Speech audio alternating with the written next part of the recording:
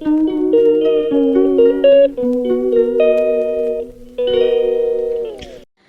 Morning everyone. আশা করি তোমরা সবাই ভালোই আছো। অনেক দিন পরে আজকে একটু এলাম, ভাবলাম যে চলো শেয়ার করি আমার ছোট ছোট মুহূর্ত। এই যে প্রতিদিনের আমরা যে ক্যাজুয়ালি কাজগুলো করে থাকি সেই কাজগুলো, কারণ আমার সিজারিয়ানের বেশি দিন হয়নি, এবার ভারী কাজ তো কিছু করতেই পারি না, তাই ভাবলাম যে আমার যে আর কি ছোটো ছোটো যে কাজগুলো আমি করি সেইগুলো একটু তোমাদের সাথে শেয়ার করা যাক। কারণ এমনি একা একা সত্যি বসে থাকতে ভালো লাগে না। আর যারা আমার আর কি আগের দুটো তিনটে ভিডিও আমার করা, আমার জীবন সম্পর্কে যারা জানো না তারা ওই ভিডিওগুলো দেখলে বুঝতে পারবে যে কেন এই কথাগুলো আমি বলছি, যে একা একা বসে থাকতে ভালো লাগে না। প্রত্যেকেরই কিছু না কিছু কাজ দরকার, তাই না? কাজ করলে সত্যি মন শরীর সবই ভালো থাকে।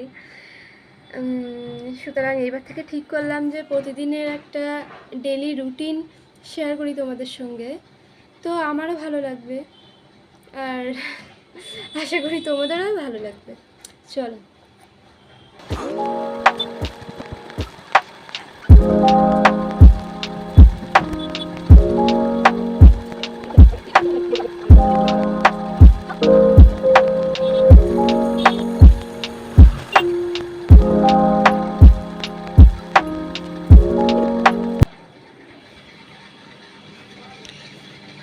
মেয়ের এই জামাগুলো দেখো, মেয়ের এই জামাগুলো ছাদে পাতানো ছিল, তো সে মা সব তুলে এনেছে, বৃষ্টি হচ্ছে সেই জন্যে।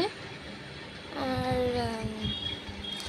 আমি এইগুলো এখানেই পাতিয়ে দিয়েছি, খুব একটা ভেজে না, অল্প একটু, মানে একটু হাওয়া লাগলেই আর কি ওই ভিজেগুলো শুকিয়ে যাবে। বিছানা যারা হয়ে গিয়েছে, বিছানা যারা কমপ্লিট করে আমি চলে এসেছি এইটা নিয়ে। কি বলো তো, এটা আমার ব্রেকফাস্ট, দুধ সাবু। যারা আর কি যাদের বেবিকে 6 মাস আর কি বুকে দুধ খাইয়ে রাখতে হয় তারাই বুঝতে পারবে যে এটা কেন খাওয়া হয় আর কি। এটা আর কি তো খুবই হেলদি একটা খাবার। এবার তারপরেও মানে মিল্ক ইনক্রিজে সহায়তা করে। এটাই আমার প্রতিদিনের ব্রেকফাস্ট। আর যা রুটি কিংবা ভাত সেটা পরে খাই, আগে আমি এটাই খাই।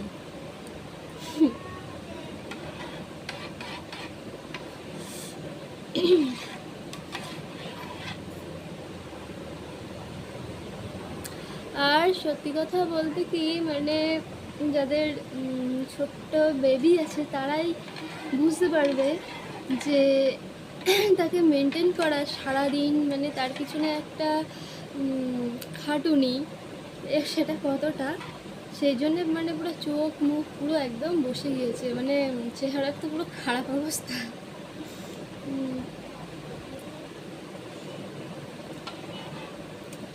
আর কি বলতো, সত্যি কথা বলতে কি, যে মানুষের মনের উপরে যদি একটা প্রেশার পড়ে না, তাহলে সেটা তার শরীরে ফুটে উঠবেই।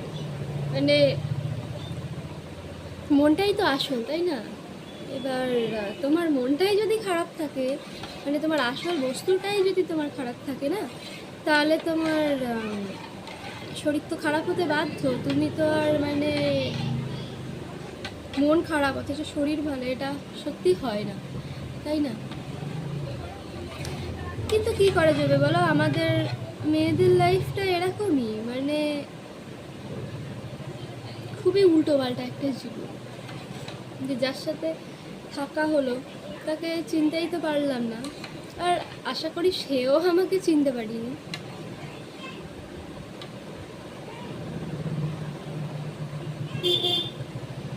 থাক। আর আজকে ঠিক করেছি যে আজ থেকে সত্যি নিজের মতো করে জীবন শুরু করব, আর কারোর কথা আর ভাববো না, কারোর কথা ভাববো না, কোনো দিকেই আর তাকাবো না। নিজের পরীক্ষা, নিজের পড়াশুনো এবং বাড়ি টুকিটাকি কাজ আর কি, বাড়িতে থাকতে গেলে যা করতে হয় সেইগুলোই নিয়ে থাকবো। খুব বেশি অন্য কারোর কথা ভেবে নিজের শরীর নষ্ট করার কোনো মানে হয় না। আর এতে তো মানে মানসিকভাবে ক্ষতিগ্রস্ত হচ্ছি না, মানে আমি যদি রাত দিন একটা মানুষের কথা ভেবেই চলি, অথচ সে নিজের মতো নিজে গুন্ডামি করে যাচ্ছে, তাহলে অ্যাকচুয়ালি আমারই ক্ষতি।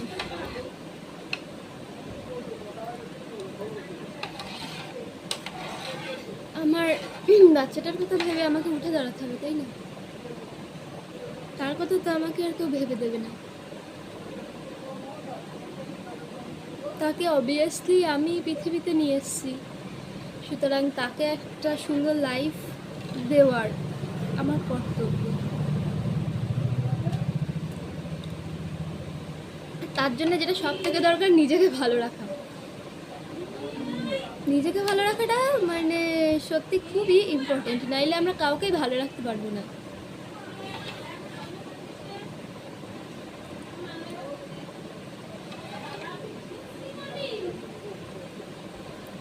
চলো এটা খেয়ে নিই, তারপরে আবার দেখি কি করা যায়। আর মেয়েকেও খাওয়াতে হবে।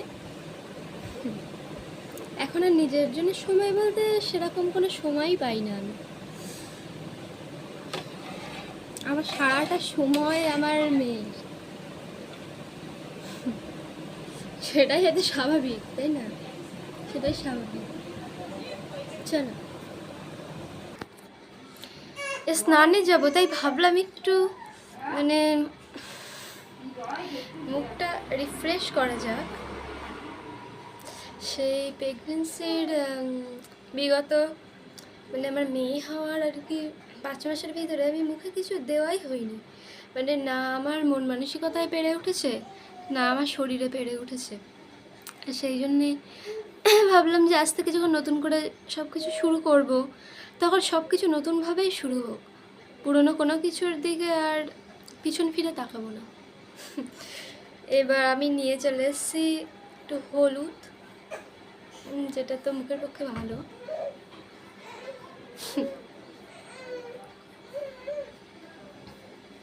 হলুদ আর একটু বেসন নিয়েছি, যেটা